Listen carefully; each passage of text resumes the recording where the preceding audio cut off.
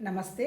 మనము భగవద్గీతని ప్రస్తుత పరిస్థితుల్లో ఎలా దాన్ని మనం అర్థం చేసుకొని, ఆ తర్వాత దాన్ని ఎలా మననం చేసి, మన దగ్గరే ఉన్నటువంటి ఆ నిధిని ఎలా మనం ధ్యాసతో ఉండి వండర్ఫుల్‌గా లైఫ్ లీడ్ చేయాలని చెప్పిందబ్బా. అర్థం అల్టిమేట్ ఏంటంటే, నిజం చెప్పాలంటే భగవద్గీతలో ఉన్నటువంటి 18 చాప్టర్లలో మొదటి నుంచి చివరి వరకు కూడా అసలు నాలెడ్జ్ అంటే ఏంటి? యాక్షన్ అంటే ఏంటి? అంటే నువ్వు ఎలా ఎలా ఎలా ఎలా ఆలోచించాలి, ఎలా ఎలా పనులు చేయాలి అనేటువంటి విషయాన్ని చెబుతూ ఈ ఈ చేయడంలో వచ్చినటువంటి వ్యవహారం ఏంది, ఏంటి, ఎందుకు చేయాలి, అసలు నీకు అసలు దుఃఖమే లేదు, హాయిగా వండర్ఫుల్గా ఉన్నావు, లైఫ్ని ఎక్స్ప్లోర్ చేస్తున్నావు, నీ లోపలికి నువ్వు వెళ్ళిన తర్వాత నేను ఇలా చేసి ఉండకూడదు, అలా చేసి ఉండొచ్చు అనేటువంటి ఒక ఘర్షణ లేదు, ఏం చెయ్యాలి ఏం చేయకూడదు అనేటువంటి క్లారిటీ ఉంది. అప్పుడు అది ఏం అవసరం లేదు. నిజంగా చెప్పింది ఏంటంటే భగవద్గీత, నీ స్వభావాన్ని నువ్వు ఎలా మార్చుకోవాలి, మనం స్వభావాన్ని మార్చుకుంటే ఎలా హ్యాపీగా ఉంటామని చెప్పింది. ఎట్లా ఫస్ట్ చాప్టర్లో ఏం చెప్పింది, నీ స్వభావాన్ని నువ్వు మార్చుకోలేకుండా ఉండడానికి కారణం ఏంటి, నాది శరీరం తప్ప ఇంకొకటి ఏమీ కాదు, నాదేను అనేటువంటి ఒక అహంకారం, మమకారం నీ శరీరానికి సంబంధించినటువంటి విషయాలన్నీ పెట్టుకున్నావు. ఒక ఉదాహరణ చెప్తాను. ఒక 70-75 ఏళ్ళ ఒక ఆయన ఉన్నాడు. ఆయనకు ఒక 75 అంటే దగ్గర 45 సంవత్సరాల కొడుకున్నాడు. 45 సంవత్సరాల కొడుకు విడాకుల గురించి, ఆ అమ్మాయి చాలా మంచి పిల్ల కాదండి, వీడు సర్దుకోలేకపోతున్నాడండి, ఆ అమ్మాయి ప్రవర్తన కరెక్ట్ కాదండి అని 75 ఏళ్ళ వాడు వచ్చి చెప్తున్నాడు. అంటే అర్థం ఏంటి? ఇప్పుడు నిజంగా కనుక భగవద్గీతని చదివి అర్థం చేసుకుంటే ఆ 75 ఏళ్ళ ఆయన 45 ఏళ్ళ కొడుకు విడాకులకి రాడు. కాకపోతే ఏదైనా మాట సహాయం చేయొచ్చు, ఆయన రాలేకపోయినాడు కాబట్టి ఏదో ఒక మాట చెప్పిపోవచ్చు, తప్పులేదు. ఆ కోడలు మంచిది కాదు అనేటువంటి చెప్పే హక్కు ఇతనికి ఉండదు. ఎందుకు ఈయన ఫ్లాష్ బ్యాక్ వెళ్ళి చూసుకుంటే, ఈయన మామగారిని ఏదంతా పెళ్ళిళ్ళల్లో అల్లుడేదో అలిగి కూర్చోవాలి, అప్పుడు బోలెడు డిమాండ్లు పెట్టి ఆయన నానా రకంగా ఇబ్బంది పెట్టి వాళ్ళని, ఆ తర్వాత భార్యను ఎంత బాగా చూసుకున్నారో వెనక్కి వెళ్ళి జనరేషన్ చూసుకుంటే 190 మంది బాగా చూసుకున్నటువంటి వ్యవహారాలు ఏవి లేవు. ఇప్పుడున్న వ్యవహారం, ఇప్పుడు చక్కగా అమ్మాయిలు అబ్బాయిలు అందరూ చదువుకుంటున్నారు. నిజం చెప్పాలంటే అమ్మాయిలవన్నీ మెరిట్ సీట్లు, అబ్బాయిలవన్నీ మేనేజ్మెంట్ సీట్లు. మరి మెరిట్ సీట్లో ఉన్నటువంటి పిల్లలు ఒబీడియంట్గా పడుండాలి, రాత్రిపూట 1 గంటకు నిద్ర లేచిన పొద్దున్నే లేచి 5 గంటలకు ముగ్గేయాలి, హస్బెండ్కి అన్నీ చేసి పెట్టాలి అనేటువంటి విషయం కుదురుతుందా? ఎప్పుడు కుదురుతుంది? ఇద్దరం సమానమని ఇద్దరు సమానంగా చేసుకుంటూ పోతున్నప్పుడు కుదురుతుంది. కానీ తల్లిదండ్రులు ఇక్కడ కూర్చున్నారు కదా, వీళ్ళు ఇక్కడ ఉన్న వాళ్ళకి చేతుల్లో 24 గంటలు ఫోన్లు ఉన్నాయి కదా, ఈ ఫోన్లలో వాళ్ళు తిన్నావా లేచావా, ఆ పిల్ల ఏం పెట్టింది, ఆమె ఏమనింది, ఇదే గోల. అవసరమా? 70-75 ఏళ్ళ వాళ్ళకి ఇవి అవసరమా? భగవంతుడు ఒక శరీరాన్ని ఇచ్చాడు, నువ్వు నేర్చుకున్నావో లేదో, ఆర్థికంగా ఇబ్బందులు లేవు. ఇప్పుడు చాలామంది ఉంటారు, యూత్ మారాలి, యూత్కి భగవద్గీత చెప్పాలి అని. యూత్కి కాదు చెప్పాల్సింది, యూత్ 100% వాళ్ళ లైఫ్ని వాళ్ళు ఎక్స్ప్లోర్ చేస్తున్నారు. ఎవరికన్నా కోపం రాకపోని నాకు సంబంధం లేదు. నేను చూస్తున్న యూత్లో అమెరికా వెళ్ళినప్పుడు 15-20 జంటల్ని చూశాను. చక్కగా వాళ్ళు ఒకళ్ళనొకళ్ళు అర్థం చేసుకొని వాళ్ళ పనులు వాళ్ళు చేసుకుంటున్నారు. ఎప్పుడూ ఒకళ్ళు అరా ఇబ్బందులు పడేవాళ్ళు ఉంటారు. చిన్నప్పుడు 60 సంవత్సరాల నాడు తీసుకుంటే ఆత్మహత్యలు చేసుకున్న వాళ్ళు లేరా పల్లెటూళ్ళల్లో?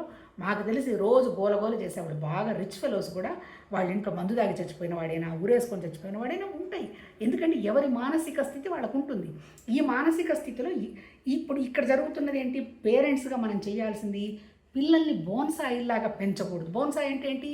నువ్వు తిన్నావా లేదా, నువ్వేం చేస్తున్నావు అని 24 గంటల మీద వాళ్ళ మీద ఫోకస్ పెట్టినప్పుడు వాడు ప్రతిదానికి తల్లిదండ్రుల మీద ఆధారపడటాన్ని మొదలు పెడతాడు. అది 100% కరెక్ట్ కాదు.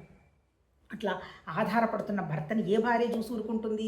పోనీ ఈ భార్య అయినా సక్రమంగా ఉంటుంది, ఈమె 24 గంటలు వీళ్ళిద్దరి మీద ఆధారపడుతుంది. ఇప్పుడు జరుగుతున్నది ఏంటి? వీళ్ళ అనుభవాలను వీళ్ళు వాళ్ళకి ట్రాన్స్ఫర్ చేస్తారు.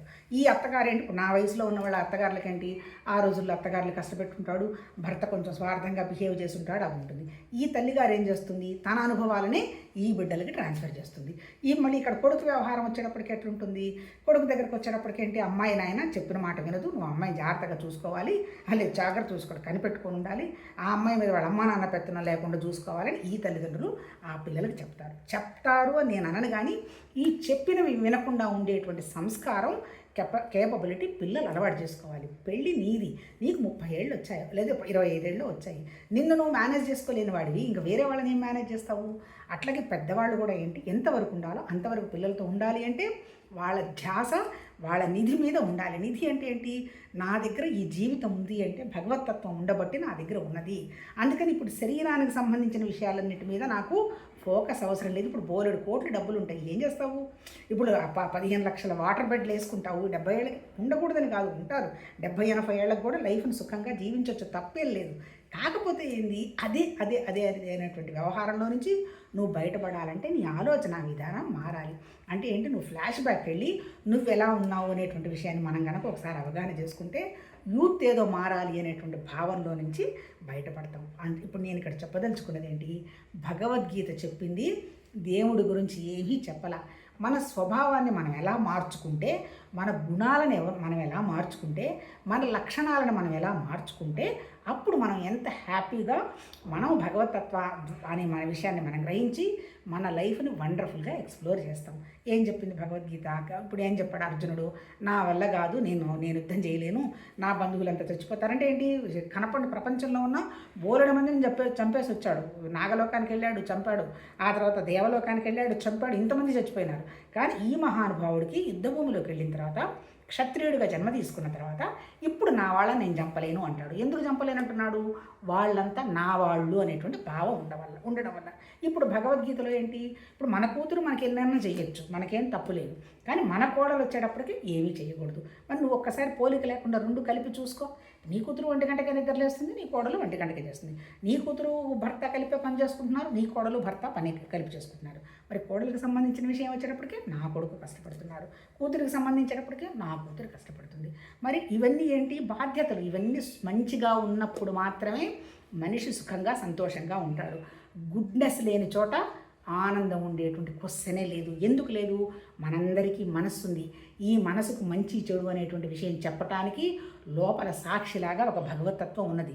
కాకపోతే వచ్చిన వ్యవహారం ఏంటంటే, ఆ భగవతత్వం మనని ఆపదు, జస్ట్ చూస్తూ ఉంటుంది. ఏడోని వాడి కర్మ వాడు చేసుకుంటున్నాడు, పోతున్నాడు, వాడే అనుభవిస్తాడు, నాకేం సంబంధం లేదని నిదానంగా చూస్తూ ఉంటుంది. అంటే ఈ భూమి మీద మనం సుఖంగా ఉన్నా దుఃఖంగా ఉన్నా కారణం మనమే తప్ప పక్క వాళ్ళు ఎవరూ కారు.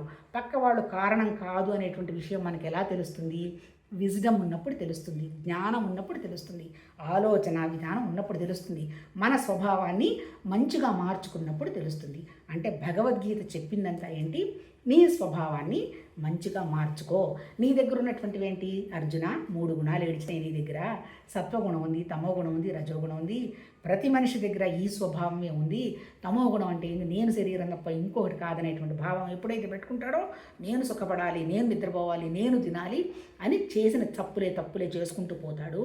రజోగుణం ఉంది, వాడికి ఎంతసేపటికి నా దగ్గర ఉన్నటువంటి నేను తప్ప ఈ భూమి మీద ఎవరు గొప్ప కాదు, నిజమే, యూత్కి భగవద్గీత చెప్పాలి, వాళ్ళందరినీ నేను మార్చాలి, ప్రపంచం అంతా చాలా దారుణంగా ఉంది, మనం వెళ్ళి అంతా ఉద్ధరించాలి, పేరు తెచ్చుకోవాలి, ప్రతిష్ట తెచ్చుకోవాలి, డబ్బు సంపాదించాలి. ఇది రజోగుణం. 3వ గుణం ఉందయ్యా సత్వగుణం. ఇక్కడ కూడా ఏంటి, ఇక్కడ కాస్త శాంతిగా ఉంటాడు, మంచిగా ఉంటాడు, కానీ ఇక్కడ కూడా అంటుకొని పోతాడు.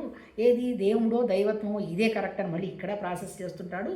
నువ్వు భగవతత్వం అనేటువంటి విషయాన్ని నువ్వు గ్రహించాలంటే నీ స్వభావం ఈ 3 విషయాలను దాటిపోయి ఉన్నదంతా ఒకేటటువంటి తత్వం అని నువ్వు ఎవరిని చూసినా, ఎవరితో మాట్లాడినా, చివరికి మొక్కను చూసినా నీ మనసు భగవతత్వం అనేటువంటి భావం కనుక వచ్చి భేదం పోయింది అంటే వండర్ఫుల్ లైఫ్ అంటారు. అంటే ఇప్పుడు నేను చెప్పిన విషయాలన్నిటికీ కారణం ఏంటి? మా కుటుంబాల్లో దుఃఖాలకి కారణం ఏంటి? ఎక్కడ భేదం ఉంటుందో, ఎక్కడ అహం ఉంటుందో అక్కడ అనారోగ్యం ఉంటుంది, దుఃఖము ఉంటుంది. మన పెద్దవాళ్ళ మనం గ్రహించాల్సింది ఏంటి? ఈ దుఃఖాన్ని, అహంభావాన్ని మనం పోగొట్టుకోవాలంటే మనం చాలా విషయాలు మనం వదిలిపెట్టడం అలవాటు చేసుకోవాలి. వదిలిపెట్టడం అంటే ఎట్లా? శారీరకంగా కాదు, మానసికంగా. వస్తారు 100% చేయాల్సిన పనులు చేయాల్సిందే. తర్వాత వాళ్ళు అక్కడ తిన్నారా, ఇది తిన్నారా, అక్కడికి వెళ్ళారు, ఇక్కడ వెళ్ళారా, మనకి సంబంధించిన విషయం కాదు. మనకి ఈ భూమి మీద ఒకే ఒక పని ఉంది. మనం ఇన్నాళ్ళు ఉన్నామంటే ఏంటి? మన జ్ఞానాన్ని మనం పెంచుకోవాలి. అది జ్ఞానం అంటేనే భగవతత్వం. అబ్బా సపరేట్గా వేరే ఏమీ లేదు. ఎప్పుడైతే నువ్వు జ్ఞానం పెంచుకుంటావో, నువ్వు ఎక్స్పాండ్ అవుతావో, అప్పుడు నీళ్ళ లాంటి పైన కూర్చొని కిందకు చూస్తే నీకు ఎలా కనిపిస్తాయి? ఇవన్నీ సహజమే కదా. Flash back. పిల్లలు స్వార్థంగా ఉన్నారు, సహజమే కదా, మనము ఉన్నాంగా. మనం ఎవరో స్వార్థం లేకుండానే అంత ఉదారంగా ఉన్నామా, కాకపోతే దిక్కు లేకుండా ఉండొచ్చు అంతే కదా. అప్పుడు మనకు సోర్స్ లేదుగా. అప్పుడు సమాజంలో ఒక ఒక ఒక ఒక ఒక చిన్న ఇరుకు, ఒక రూల్లో నుంచి బయటకు వచ్చి చచ్చేంత ధైర్యం మనకి లేదు. ఇప్పుడు వాళ్ళకేంటి, వాళ్ళకి ఎక్స్పోజర్ ఉంది, ధైర్యం ఉంది, చదువు ఉంది. అందుకనేంటి, వాళ్ళకి అనవసరపు సలహాలు, సంప్రదింపులు ఒకవేళ మనకి వాళ్ళ ఫ్యామిలీ విషయాలు చెప్పినా మనకి సంబంధం కాదమ్మా, మీరు చూసుకోండి, మా ద్వారా ఏదైనా జరగాల్సిన పని ఉంది చెప్పండి అనేటువంటి విషయం చెప్పాలి తప్ప మన పిచ్చి పిచ్చి అనుభవాల్లో నుంచి వాళ్ళకి సలహాలు ఇచ్చావు అంటే 24 గంటలు మన జీవితం నరకం. వాళ్ళు బాగానే ఉంటారు, మళ్ళీ నీకు అవసరమైనంత వరకు వాళ్ళు సలహా తీసుకుంటారు, అవసరం కానప్పుడు వీళ్ళని ఎందులేని వీళ్ళని వదిలిపడేస్తారు. అంటే అర్థం ఏంటి, భగవద్గీత ఎవరికి, మనకి పెద్దవాళ్ళకి భగవద్గీత. ఎందుకు, మన జీవితాన్ని మనం పద్ధతిగా కనుక ప్రాసెస్ చేస్తుంటే మనం ఎవ్వరికి ఏమీ చెప్పక్కర్లా. ఎవ్వరు కూడా ఈ భూమి మీద చెప్పినందువల్ల ఎవరు మారరు. నేను చెప్తున్నాను, మారతారా? ఎవ్వరు మారరు. కాకపోతే ఏంటంటారు, యజ్ఞ దాసరథి అనేటువంటి ఒక పదం, ఒక పద్యం ఉంది, నాకు పూర్తిగా రాదు. ఇంట్లో ఉన్నటువంటి పెద్దవాళ్ళు ఎలా ప్రవర్తిస్తే వాళ్ళని చూసి ఇది కదా జీవితం అని చూసి దాన్ని ప్రాక్టీస్ చేయడం మొదలు పెడతారు. అంటే ఏంటి, మనం ఏమి కావాలనుకుంటున్నామో, మన పిల్లలు ఏమి కావాలని మనం కోరుకుంటున్నామో మనం అలా ప్రవర్తించడానికి ప్రయత్నం చేయాలి. చూడండి, 24 గంటలు తలుపులు వేసుకొని పోట్లాడుకుంటారంటారు.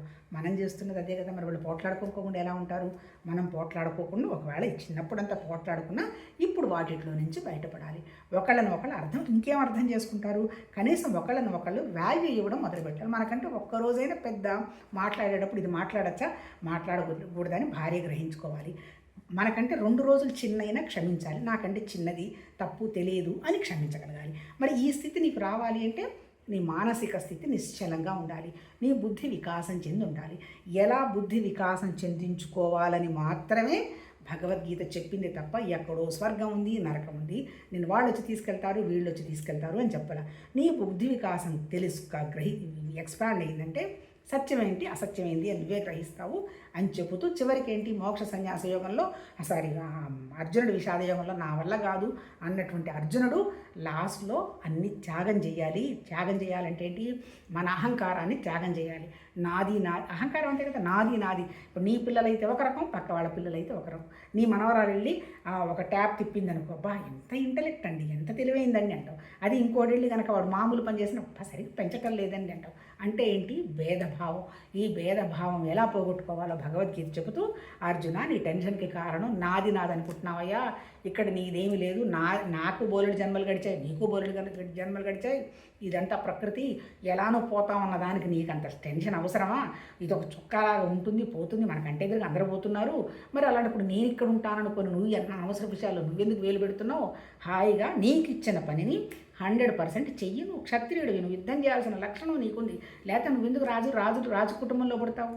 అట్లాగే మనకిచ్చిన పని 100% మన ద్వారా జరుగుతుందనేటువంటి భావంతో చేసి, నాది నేను చేశాను అని మళ్ళీ వాళ్ళు చేయలేదని ఏదో కంప్లైంట్లు, ఎక్స్పెక్టేషన్స్ పెట్టుకోకుండా ఉండు.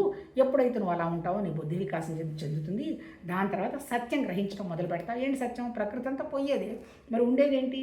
నాలో ఉన్నటువంటి నా జ్ఞానం ఉంటుంది, నేను ఆలోచన విధానాన్ని బట్టి నేను హ్యాపీగా ఉన్నానా, దుఃఖంగా ఉన్నానా అనేటువంటి విషయం నాకు తెలుస్తుంది. అంటే నాలోనే సంథింగ్ ఉందనేటువంటి విషయాన్ని గ్రహిస్తావు. ఆ సంథింగ్ మీద 24 గంటలు ధ్యాస పెట్టుకుంటుంటావు, అది అనన్యభక్తి. ఎప్పుడైతే నీకు అనన్యభక్తి వచ్చిందో నీ మనసు బయట పరిగెడుతుంది అనేటువంటి విషయాన్ని గ్రహిస్తావు, ఇంద్రియాలను తీసుకొచ్చి లోపల పడేస్తావు. అప్పుడు నీ మనసుకు ఒక రకమైనటువంటి నిశ్చలత్వం వస్తుంది.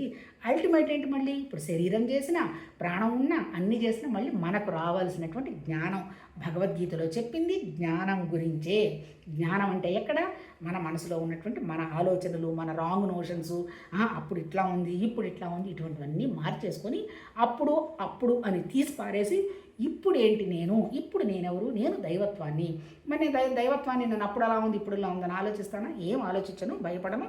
మన ద్వారా జరుగుతున్నది ఏదన్నా కూడా దైవత్వం అనేటువంటి భావానికి వస్తావు అని 1 నుంచి 12 చెప్పి 13 నుంచి 18 వరకు జ్ఞానం చెప్పాడు. జ్ఞానం అంటే లేదు, ఒకే ఒక నిరాకారమైన శక్తి ఉంది. ఇప్పటి వరకు అది తప్ప ఇంకెవరు ఆ థియరీని కొట్టినవాడు ఎవరు లేడు. ఎందుకు? అన్మానిఫెస్ట్గా ఉన్నటువంటి ఒక శక్తి నుంచి, అంటే అవ్యక్తంగా ఉన్నటువంటి ఒక శక్తి నుంచి కనపడుతున్న ప్రకృతి 99 ప్రకృతిలో భాగమే. నేను ప్రకృతి, అవతలవాడు ప్రకృతి, ఇంకోటి ప్రకృతి. ప్రకృతి అంటే వికృతి ఉంటుంది, మంచి ఉంటే చెడు ఉంటుంది, సుఖం ఉంటే దుఃఖం ఉంటుంది, సంతోషం ఉంటే బాధ ఉంటుంది. ఇవన్నీ కూడా ద్వంద్వాలు ప్రకృతి. అందుకని ఈ ద్వంద్వాలకు నువ్వు ఎందుకు టెన్షన్ పడాలి? అవసరం లేదా? లోపల నీ దగ్గర భగవతత్వం ఏదైనా జరుగుతుంది, ఎవరి అనుభవాల్లో వాళ్ళు నేర్చుకుంటూ పోతారు.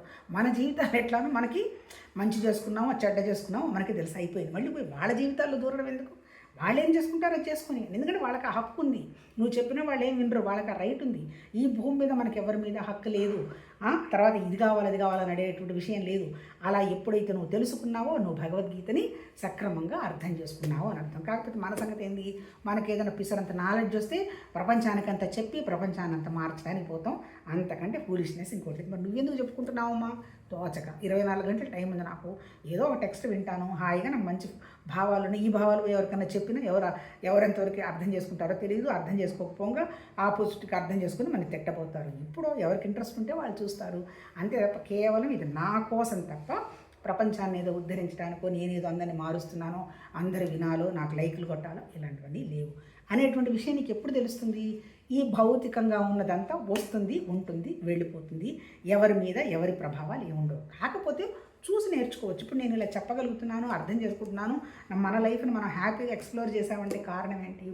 ఆ మహానుభావులు చెప్పినవన్నీ చదువుకొని అర్థం చేసుకున్నాను. నిజంగా చెప్పాలంటే ఎండమూరి వీరేంద్రనాథ్ పుస్తకాల్లో కూడా నేను అర్థం చేసుకున్నాం, ప్రాసెస్ చేసుకోవడం జరిగింది. అట్లాగే రంగనాయకమ్మ పుస్తకాలంటే అలీ చేసాం. ఆ తర్వాత ఇంకా ముందుకెడితే ఎద్దరపూడి సులోచనారా అని స్టోరీలు చదివాం. అంటే ఏంటి, ఇది కరెక్టా ఇది కరెక్ట్ కాదా అనేటువంటి మనసుకి విచక్షణ పెట్టాం. ఎందుకు? ప్రపంచాన్ని చూస్తూ ఓహో ఇవి ఇట్లా ఉండవు ఇవి ఇట్లా ఉండవు అని. రంగనాయకమ్మ ఆ రోజుల్లో మరి జానకి విముక్తి గోల గోల. అంటే ఏంటి, అప్పుడున్నాయి. ఇప్పుడు సిచ్యుయేషన్స్ అన్నీ కాలానికి అనుగుణంగా పరిస్థితులన్నీ మారిపోతున్నాయి, అది సహజం. అంతే కదా, కొన్ని వేల సంవత్సరాల నాడు ఉండాలంటే ఇప్పుడు అలా లేదు. అందుకని ఈ పరిస్థితులకు అనుగుణంగా తామరాకు మీద నీటి పొట్టులాగా ఇదంతా ప్రకృతి అనేటువంటి విషయాన్ని మనసు కంటించుకోకుండా మన ద్వారా జరగాల్సిన పని ఏదన్నా ఉంటే భగవతత్వం మనకిచ్చిన అవకాశమని 100% ఎక్స్ప్లోర్ చేస్తూ ఉండాలి. అంటే ఈ భగవద్గీతను మనం 100% అర్థం చేసుకోగలగాలి. ఏంటి చెప్పింది భగవద్గీత? నువ్వు దేనికి ఇప్పుడు మనం ఏం మాట్లాడుకుంటున్నాము? 13 నుంచి 18 వరకు జ్ఞానం అన్నాడు. జ్ఞానం అంటే ఆ ఒక్కటే ఒక శక్తి నుంచి వ్యక్తమైంది, అది క్షేత్రం. ఆ పంచభూతాల్లో ఏ లక్షణాలు ఉన్నాయో నీ క్షేత్రంలో కూడా అవే లక్షణాలు ఉన్నాయి. ఆ పంచభూతాల్లో ఉన్నటువంటి భూమి, నేల, నీళ్లు, అగ్ని, వాయువులాగానే నీ దగ్గర అన్నమయ, ప్రాణమయ, మనోమయ కోశాలు ఉన్నాయి. వాటికి అనుగుణంగానే నీ దగ్గర తన్మాత్రలు ఉన్నాయి. ఆ తన్మాత్రలే ఇంద్రియాలు అంటారు. ఇంద్రియాలంటే జ్ఞానేంద్రియాలు, కళ్ళు, ముక్కు, నోరు, చెవులు, ఇవన్నీ కూడా భూమితత్వం, నేలతత్వం, నీళ్ళతత్వం, ఆకాశతత్వమేను.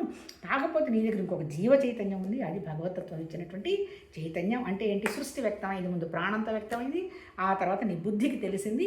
అందుకని ఇప్పుడు నువ్వు చేయాల్సింది ఏంటి, నీ ప్రాణాన్ని బుద్ధిని కలిపి నీ శరీరం ద్వారా పనిచేయాలి. భౌతికంగా శరీరం ఎందుకు చేస్తోంది? ఆనందం కోసం, అనుభవం కోసం అనుకుంటున్నాము. ఆనందం కరెక్టే, కానీ ఏంటి, ప్రతి విషయంలో కూడా నువ్వు ఎన్ని వేల సంవత్సరాల నుంచి నీకు బుద్ధిలో నీ జ్ఞాపకాలు ఉన్నాయో మనకు తెలియదు. అందుకని అనవసరపు నేను దుఃఖపెట్టే జ్ఞాపకాలు ఏమన్నా ఉంటే వాటిని సెలెక్ట్ డిలీట్ కొట్టుకుంటూ కరెక్ట్గా ప్రస్తుతంలో భగవతత్వం అనేటువంటి భావనలో నువ్వు ఎలా ఉండాలి అంటే, ఈ భగవద్గీతలో ఇంకా చెప్పింది ఏంది, స్థితప్రజ్ఞత అనే పదం మనకి ఫస్ట్ చాప్టర్ నుంచి వాడుతూనే ఉన్నాడు. ఏంటి స్థితప్రజ్ఞత? నువ్వు ఏ రోల్ తీసుకుంటే ఆ రోల్లో రామలీల, కృష్ణలీల లాగా ఉండగలగాలి. నాటకం అంతే కదా, రామలీల, కృష్ణలీల ఎందుకన్నాడు? లీల అంటే ఏంటి, ప్రకృతి అంతా నాటకం మారిపోతూ ఉంది కదా. ఇప్పుడు మనం ఏం చేయాలి? ఇప్పుడు మనం భగవద్గీత చెప్తున్నాం, వండర్ఫుల్గా నీకు అర్థమైంది, హ్యాపీగా చెప్పుకుంటున్నాం అని అనుకోకుండా. అలాగే కిచెన్లో వంట చేయడానికి వెళ్తున్నాం, ప్రసాదం తయారైపోతుంది, కుక్కువి, బాతుని గడుగుతున్నావు, సర్వెంట్. సర్వెంట్ అంటే ఏంటి? శ్రద్ధగా చేసేవాడు సర్వెంట్. అంటే సర్వెంట్ కూడా వండర్ఫుల్ క్వాలిటీ. ఎందుకు అనే ప్రశ్న ఉండదు. దాచి నమస్కారం అమ్మ చేస్తాను అంటే ఏంటి, సర్వీస్ అన్నాడు. సర్వీస్ అంటే ఏమీ ఆశించకుండా, ఇగోలు, అహంకారాలు లేకుండా నెలకు జీతం తీసుకుంటారు, అది తీసి పక్కన పెట్టేస్తే అహం మన ముందు ఎక్స్ప్రెస్ చేయకుండా పనిచేసేస్తుంది సర్వెంట్. మనం కూడా అలా సర్వీస్ చేసుకుంటూ ఏ రోల్ అయిపోవడంతో ఆ రోల్ తీసి అక్కడ తగిలిస్తూ, ఇప్పుడు అది అయిపోయింది, సెల్ ఫోన్ క్లోజ్ చేస్తాము, లైట్లు ఆపేస్తాము, పోయి హాయిగా వంట చేయడానికి వచ్చిన ఏదో పాతదో పిచ్చితో నైట్ వేసుకుని వంట చేసుకోవడానికి పోతాం. అంటే ఏంటి, అప్పుడు ఆ పాత్రను ఎంజాయ్ చేస్తాం. ఏ పాత్రను ఆ పాత్రను నువ్వు ఎంజాయ్ చేసినప్పుడు అది బ్యాలెన్స్ ఉంటావు. కానీ అల్టిమేట్ ఏంది, నువ్వు ఒక విమెన్ అంతే. నువ్వు తల్లివి కాదు, భార్యవి కాదు, కూతురు కాదు, వంట చేస్తున్నావు కాదు, బాత్రూమ్ కడుగుతున్నావు కాదు. నువ్వెవరివి? లోపల ఉన్నటువంటి నీ జ్ఞానం. నీ జ్ఞానం అంటే ఆ నేను అనేటువంటి జ్ఞానాన్ని నువ్వు తీసేయలేవు. నిద్రపోతున్నప్పుడు మనకి మనసు పనిచేయదు కాబట్టి తెలియదు, కానీ తెల్లవారు నిద్ర లేచింది మొదలు నేను అనేటువంటి ఒక జ్ఞానం తెలుస్తూనే ఉంది. ఆ జ్ఞానస్థితిలో ఉంటూ ఆ జ్ఞానాన్ని నువ్వేమనుకోవాలి, భగవతత్వ స్థితి అనుకుంటూ నీ ద్వారా ఎలా చేయాలి అనేటువంటి విషయాన్ని భగవద్గీత చెప్పింది. ఇప్పుడు మనకేంటి చెప్పడం, ఇందులో 18 ఏం చదువుకుంటున్నాము, 18 ఏమంటాడు, మోక్ష సన్యాసిగా ఉన్నాడు. ఏమయ్యా, ఇది నీ క్షేత్రము, ఈ క్షేత్రంలో ఉన్నది భగవతత్వమే, కానీ నీకు ఎందుకు అర్థం చేసుకోలేకపోతున్నావు అంటే నీ దగ్గర 3 గుణాలు ఉన్నాయి. తర్వాత ప్రపంచమే సత్యము, నేనే సత్యము, నా జీవభావమే సత్యం అనేటువంటి అసుర లక్షణాలు పెట్టుకుని ఏడుస్తున్నావు. అందుకని నువ్వేంటి, ముందు నువ్వు శ్రద్ధావాన్ లభతే జ్ఞానం, నాకు భౌతికంగా దుఃఖపడాల్సినటువంటి అవసరం ఈ భూమి మీద లేదు అనేటువంటి విషయాన్ని నువ్వు గ్రహించాలి. అంటే ఒకే ఒక ఇదంతా ఒక ప్రకృతి, పోతుంది ఉంటుంది వస్తుంది అనేటువంటి విషయాన్ని గ్రహించి, కానీ ఈ ప్రకృతి వ్యక్తం అవడానికి కావాల్సినటువంటి ఒక శక్తి ఉంది, ఆ శక్తి నీతో కూడా ఉందనేటువంటి విషయాన్ని నువ్వు గ్రహించావు అంటే అది శ్రద్ధ. ఈ శ్రద్ధని నువ్వు పెంచుకుంటూ పోవాలి. ఎట్లా పెంచుకుంటూ పోతావు, భౌతికంగా నువ్వు విలువ ఎప్పుడైతే తగ్గిస్తూ పోతావో నీ మనసు దాని మీద లింక్ అయి ఉంటుంది. ఆ రకంగా నువ్వు శ్రద్ధ రావాలి అంటే, నువ్వు శ్రద్ధగా ఉండాలి అంటే, నీకు ఆ శక్తి లేకపోతే గురువులు చెప్పింది, శాస్త్రాలు చెప్పింది, పెద్దవాళ్ళు చెప్పింది, వాళ్ళు చెప్పారు నేను చేస్తున్నాను అనేటువంటి భావంతో కూడా నువ్వు చేసుకుంటూ పోయినావు అంటే అప్పుడు నీకు బుద్ధి వికాసం వస్తుంది. సత్యం ఏంటి, అసత్యం ఏంటి అనేటువంటి విషయం గ్రహిస్తావు అన్నాడు. అల్టిమేట్ ఏంటి, మన జ్ఞానాన్ని మనం శరీరంకే చిన్నది కాకుండా, మనసే అనేటువంటి లిమిటెడ్ ఏరియా కాకుండా, శరీరాన్ని మనసును దాటినటువంటి ఒక శక్తి ఉన్నది. ఆ శక్తిని గ్రహించడానికి ఈ ప్రాణం ఉన్నది అని ఈ మన ప్రాణశక్తిని అభివృద్ధి చేసుకోవాలి అంటే మన మానసిక శక్తి కూడా పెంచుకుంటూ పోవాలి. మన మానసిక శక్తిలో నాది అంటే ఎమోషన్స్ వస్తాయి. ఎమోషన్స్ వచ్చినప్పుడు కోపం వస్తుంది, కోరిక తిరగకపోతే దుఃఖం వస్తుంది, కోరిక తిరిగితే ఆశ వస్తుంది.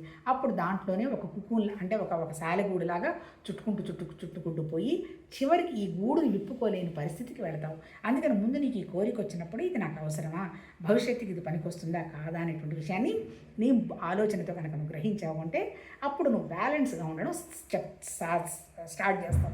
భగవద్గీత చెప్పిందంతా ఏంటి, నీ మనసుని సమత్వ స్థితికి తీసుకురా. ఎప్పుడైతే నువ్వు సమత్వ స్థితికి నీ మనసుని తీసుకొస్తావో నీ బుద్ధి వికాసం జరుగుతుంది. మరి సమత్వ స్థితికి తీసుకురావాలంటే జరిగిపోయినవన్నీ కూడా శరీరానికి సంబంధించింది, సంబంధం లేదు. జరగబోయేదంతా మాయ, ఎవరికీ తెలియదు. ప్రస్తుతంలో ఎవరితో పోల్చుకోకుండా అంతా భగవతత్వం అనేటువంటి స్థితిలో ఉన్నావు అంటే నీ మనసు, నీ హృదయం, నీ ప్రాణం చాలా తేలికగా, నీళ్ళు ఎంత పవిత్రంగా క్లియర్గా ఉంటాయో నీ మనసు అట్లా ఉంటుంది. కాకపోతే శరీరానికి లిమిటేషన్స్ ఉన్నాయి, మనసుకి లిమిటేషన్స్ ఉన్నాయి. శరీరానికి అప్పుడప్పుడు ఇది తినాలనిపిస్తుంది, మంచిది కాదని తెలిసినా దానికి వెళ్ళిపోతాం. మనసులో అనవసరమైన నెగటివ్ ఆలోచనలు వస్తూ ఉంటాయి, అప్పుడప్పుడు భయం వేస్తుంది. అయినా సరే నీకు ఎప్పుడైతే మానసిక స్థితి దాటి బుద్ధి వికాసం చెందిందో, ఇది సహజం, ఇది తాత్కాలికంగా తినాలనిపించింది, తిన్నాను, క్యా ఫరక్ పడతా హై, నథింగ్ టు వరీ. ఒకవేళ ఆలోచన చేశాను, ఇంద్రియాలు ఉన్నాయి, చూస్తున్నాయి, నేనేం కాదన్ను. అందుకని ఏం చెప్తున్నాడు, నీకు డిఫరెన్సెస్ ఉంటాయి, ఇర్రెస్పెక్టివ్ ఆఫ్ డిఫరెన్సెస్, అవి నిన్ను బాధించకుండా నువ్వు లోపల నీ స్థితిలో ఉండడం ఎలానో భగవద్గీత మనకి చెప్పడం జరిగింది.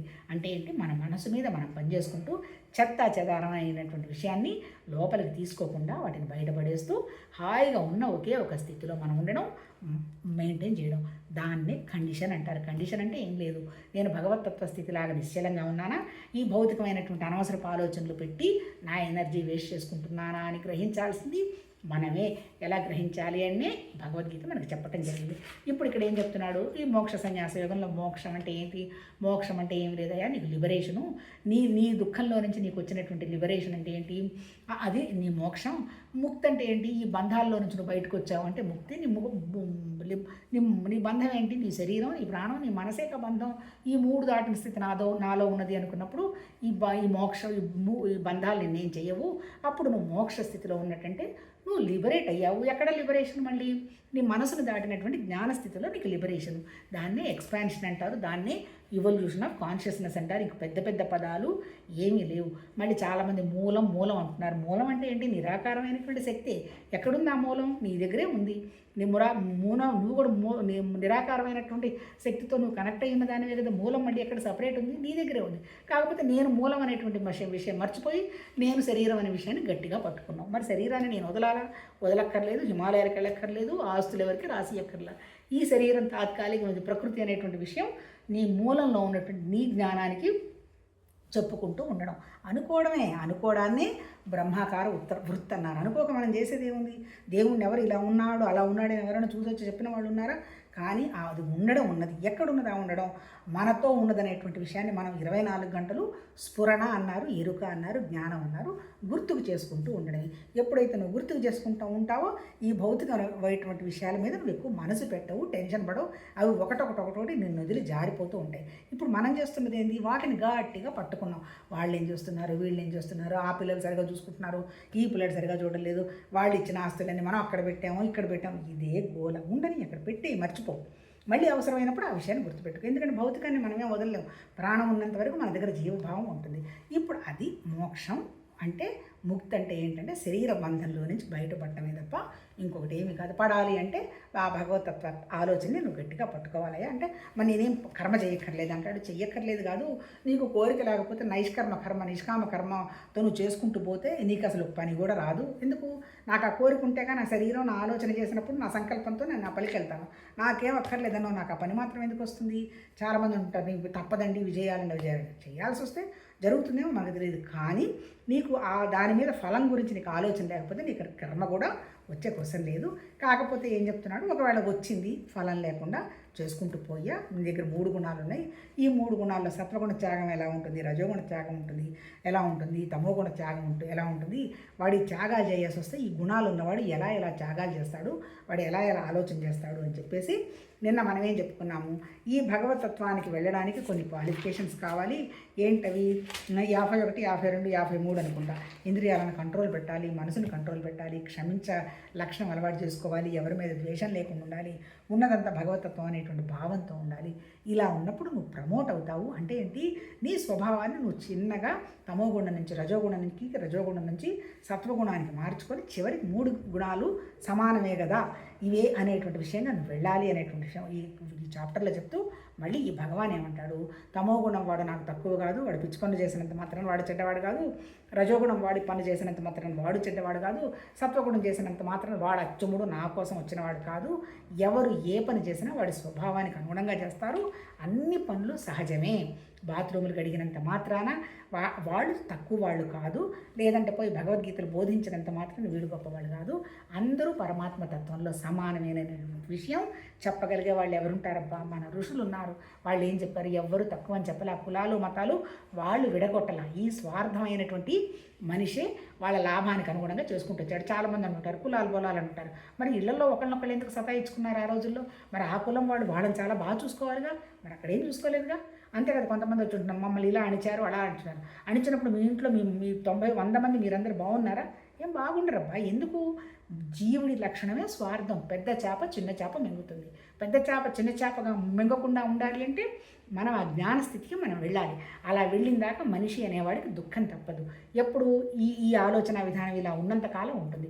ఆలోచన పోయి అంతా పరమాత్మతత్వం అనేటువంటి భావం వచ్చినప్పుడు అల్టిమేట్గా భేదం ఎప్పుడైతే పోతుందో నీ వాళ్ళనైనా ఒక రకంగానే చూస్తాం, పక్క వాళ్ళనైనా ఒక రకంగా చూస్తావు, ఎక్కడ నువ్వు డిస్టర్బ్ కావు. అట్లా ఎలా డిస్టర్బ్ కాకుండా ఉండాలని ఆ ఋషులు జీవించారు, మనకి చెప్పారు.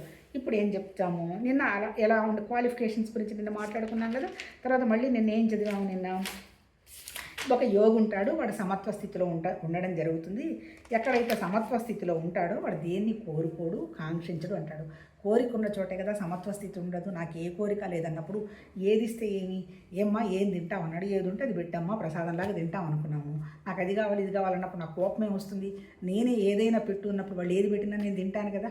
అంటే అలా అర్థం ఏంటి? ఎప్పటికైతే కోరిక లేకుండా ఉంటాడో వాడు సమత్వ స్థితిలో ఉంటాడు. అటువంటి వాడు భగవతత్వంలోనే 24 గంటలు ఉంటాడు కాబట్టి సమభావంతో అందరినీ చూస్తాడు కాబట్టి వాడు యోగి అని నిన్న చదివాము.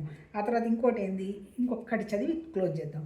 బ్రహ్మభూతుడైనటువంటి యోగి ఈ పరాభక్తి ద్వారా నేనెవరినో ఎంతటి వాడనో యథాతథంగా నా తత్వాన్ని తెలుసుకున్నాను. అట్లు భక్తితో నా తత్వాన్ని గ్రహించిన వెంటనే అతడు నాలో లీనమగను. అర్థం ఏంటి? భగవతత్వం అనేది ఎప్పుడైతే నిరాకారమైనటువంటి విషయం అని ఈ యోగి గ్రహిస్తాడో వాడు కూడా నిరాకారంగా అయిపోతాడు. ఎందుకు నిరాకారంగా అయిపోతాడు? నాకేం కోరికలు లేవనుకోండి, నిరాకారంగా ఏముంది, నాకు అది కావాలి ఇది కావాలి అనుకున్నప్పుడు నేను డిఫరెంట్గా ఉంటా. అందరం ఒకటే, నాకేం అవసరం లేదు అనేటువంటి భావం ఎప్పుడైతే వస్తాడో నాతో కలిసిపోతాడు అంటాడు. ఇంతసేపు చెప్పింది ఏంది భగవద్గీత? మనం నిర్వికల్పంగా మారాలి. ఎలా మారాలి? నాది శరీరం, నాది ప్రాణం, నాది మనసు అనేటువంటి స్థితులు దాటినప్పుడు మనం ఉండేది నిర్వికల్పమే. నిర్వికల్పమైనప్పుడు మనకి పరమాత్మ తత్వానికి తేడా లేదు. అప్పుడు నేనే భగవతత్వం అయినప్పుడు ఇంక నేను కలిసేది ఏంది, ఉండేది ఆ నిధి ఉన్నది నా దగ్గరేననేటువంటి విషయంగా మహానుభావులు చెప్పారు. ఈ నిధిని నేను గ్రహించాలంటే నా దగ్గర ఉన్నటువంటి స్వార్థం, నా దగ్గర ఉన్నటువంటి కోరికలు, నా దగ్గర ఉన్నటువంటి గుణాలు, నా స్వభావం అన్నీ నేను వదలగలిగినప్పుడు మాత్రమే సాధ్యమవుతుంది. వదలాలంటే ఎవరన్నా మన వదిలిస్తారా? కాదు, మన మీద మనం పనిచేసుకుంటూ వదలాలి అంటే ఇది నాది అని 70 ఏళ్ల వాడు కోర్టుకి వెళ్ళి నా కొడుకుకి డైవర్స్ ఇచ్చి తీరాల్సిందేనని కోడలతోటి పోట్లాడినటువంటి విషయాలన్నింటిలో నుంచి బయటపడాలి. అలా పడనంతకాలం ఫైట్ చేస్తాడు. పాయసంలో ఈగ కొట్టుకున్నట్టుగా కొట్టుకుంటారు. ఎప్పుడో శరీరాన్ని వదిలేస్తారు. మళ్ళీ రావడం పోవడం అంటామా? యోగ అయితే ఏంటి? ఎక్కడ నువ్వు పని మొదలు పెడతావో అక్కడి నుంచే పని వస్తావు అంటాడు. అంటే ఏంటి? మనం ఈ చివరి దశలో కూడా మన స్వభావాన్ని మార్చుకోకపోతే మళ్ళీ ఒకవేళ పొరపాటు రావాల్సి వస్తే ఏ దేవతల్లోగానో రారు, మళ్ళీ పాయసంలో ఈగల్లాగానే మళ్ళీ రావడం జరుగుతుంది. అంటే ఏంటి? వండర్ఫుల్ ఏజ్ ఏదో తెలుసా? పెద్దతనం. ఎందుకు? మనకేం బాధ్యత లేవు. ఇదిగో అమ్మ ఇది చెయ్యి, చేస్తాం, లేదంటే లేదు. మరి అలాంటప్పుడు మనం ఎలా తీర్చిదిద్దుకోవాలి? ఇప్పుడు మనం చేయాల్సింది ఆ భగవతత్వంతో మనం కనెక్ట్ అవ్వాలి అంటే, మన బుద్ధి వికాసం చెందుకోవాలంటే మన 24 గంటలు ఆ విషయాలే కాంటెంప్లేట్ చేయాలి, ఎంక్వైరీ చేసుకోవాలి. ఏదో ఒక అరగంట పూజ చేసుకున్నామండి, అసలు నేను పూజ చేసుకోకపోతే ఉండలేనండి, ఏదో వరలక్ష్మి వ్రతం చేయింది ఉండలేనండి. ఎందుకు? అవన్నీ కోరికల కోసం చేస్తున్నావు. నీ కోరిక కోసం నువ్వు దేవుణ్ణి పూజించుకోవాకు, సత్యం తెలుసుకోవాలి అని పూజించు. అదే భగవద్గీతలో చెప్పాడు. ఇంతమంది ఉంటారు, నా గురించి ఒక్కడు కూడా ప్రయత్నం చేయడు, చేసినా కొంతమందికి అర్థం కాదు, వేస్ట్ అయ్యా అంటాడు. అర్థం ఏంది? భౌతికం మీద విలువ ఇవ్వడం తగ్గించండి.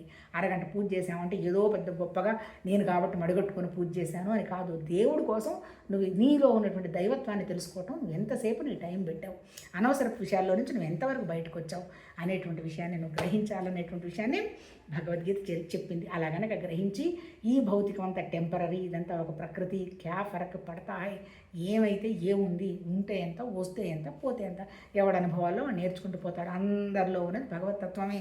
సృష్టి అంతా ఒక నియత ప్రకారం ఉంది. ఆ నియతలో మనం కూడా భాగమే. మన దగ్గరకు వచ్చింది అంటే మనం చేయాల్సినటువంటి అవసరం ఉంది, మనం ఎన్నుకొని ఉంటాము. ఆ చేసే పని భగవతత్వం అనేటువంటి ప్రేమతోటి, గౌరవంతో మనం నిర్వర్తించుకుంటూ పోయినాము అంటే మన బుద్ధి వికాసం చెంది నిర్వికల్పానికి మనం వచ్చి మనం ఆ పరమాత్మతత్వంతో ఉండడం జరిగింది. ఇప్పుడు 55 చదువుకున్నాము, రేపు 56. నమస్తే.